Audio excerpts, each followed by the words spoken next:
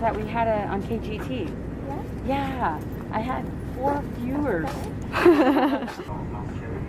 Oh, that's so good. He's such a good speaker.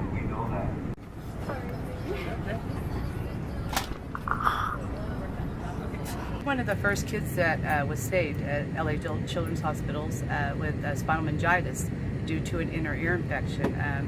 They said I wasn't going to live, but I did. I'm alive. I'm 57 years old. My son later on was born in '82. They said that he would not live, and they told me to call my family. Well, I went to Dr. Polson, to Dr. Amin, and then to Dr. Siegel at that LA Children's Hospital. But I met Cheryl, this black woman, a courageous woman who I met through Kia up at LA Children's. And they took me to this place. They took me by the hand and they told me that God loved me and that I was going to live and my son was going to live. And I said, yeah, I knew the devil was a liar. My son's alive. He was born in '82. He has 4 sons to prove it. And my ex-husband, who had prostate cancer, who lost his testicles to prostate cancer, is alive and has 4 grandsons to carry the name on forward. So yes, the Ronald Mcdonald House. Well, I'm over at the Hope House because my mom's a patient here and she has a pacemaker. And well, I won't say we're fighting for life. We're living life, and we're not going to give up. See, that's why what? We took us down with the Ronald Mcdonald House, and we have now what? The Heart House, and we have now what? The Hope House. And yes, I have a cousin who has a firstborn daughter named Hope. So God bless you girls for what you're doing and support the Ronald McDonald House and what? Drive, stop, jog, walk, or trot, or dance your way. You give your what? Your smile and your gratitude. We'll say what? God bless and thanks. Thank you. That's the reason why we gave it. 2, 3. How did you hear about it? Facebook. Oh, awesome. Yeah, I was telling the other guy that was helping me get the stuff out that my parents stayed at the Ronald McDonald House 35 years ago in Fresno. And How long did you guys stay at the house? you know, Or I did don't they stay? remember how. I mean, I was in the hospital for quite a while, but they stayed there for a little bit. That gave me chills. Oh my gosh.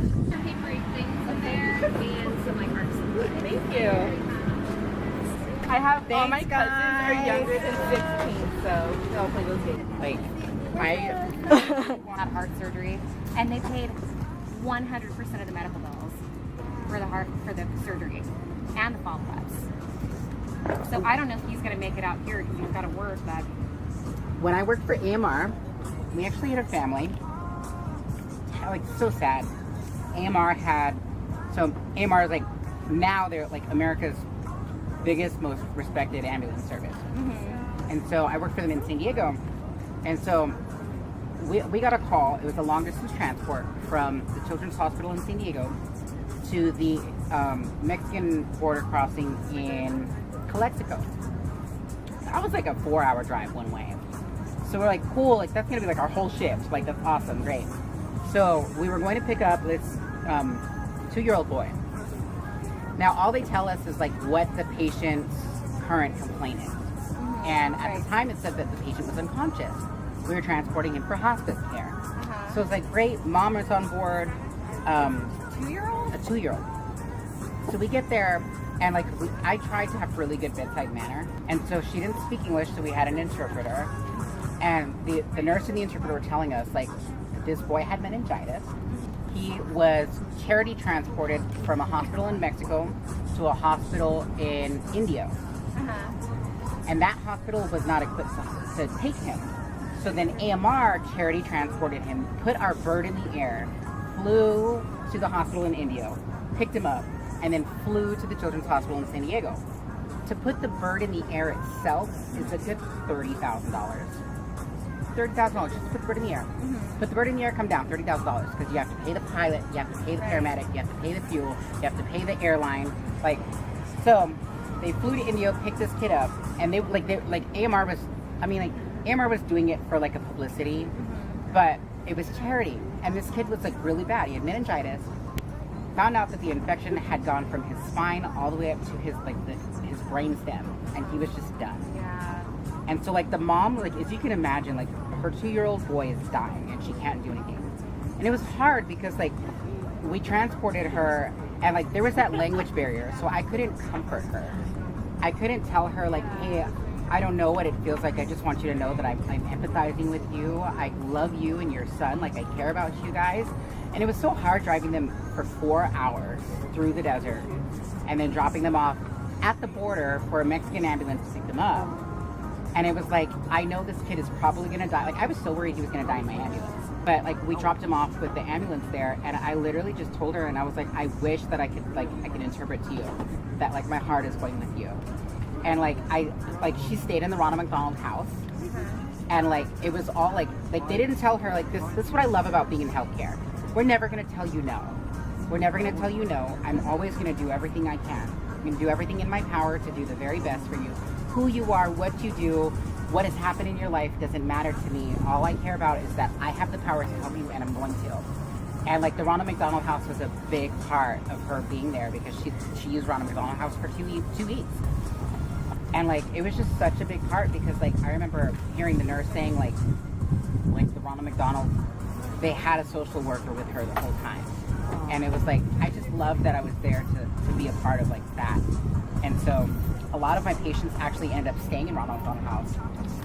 So like Ronald McDonald House, when Scarlett first came, I was like, this is gonna be awesome. I want to do Ronald McDonald. Just because I've seen so many people on here. Hi guys! How are you? Sorry we came in through the out. We don't mind, you came in, that's what matters. Yeah. How did you guys hear about today's event? Channel 17. Cool! In emergency response restoration. So like if my fire sprinklers go off and flood my house. Floods, sewage, fire, smoke. Cool. We're a member of the SC Anderson group of families. Scarlett, only you can do what only you can do. Hi! There's no one there yet, but Oh, someone joined. Hey, hi guys. Hey guys, my name is Josiah. We're here with the Bakersfield College small group communication class. This is Hannah. She is a life-changing. If you do not have her in your life, you need to get her. Anyhow, we're out here at the Bakersfield Ronald McDonald House, and we are collecting all of your loving support for all the families whose young children are in the hospital. We are going to be out here until 3 o'clock. So yeah, yes, we're here. Come on out, guys. Manuel should say something.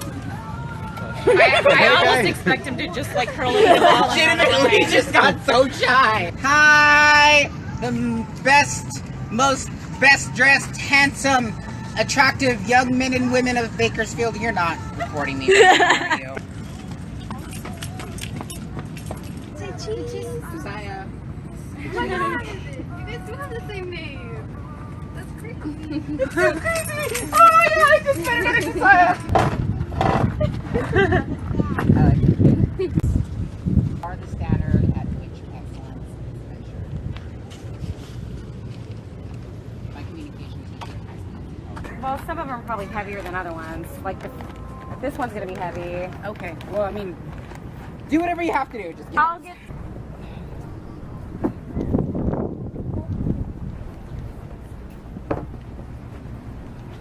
Food in there? No, I Okay. didn't put those inside. Can I have a high five? You're so cute. I love how she's recording it. Oh, wait.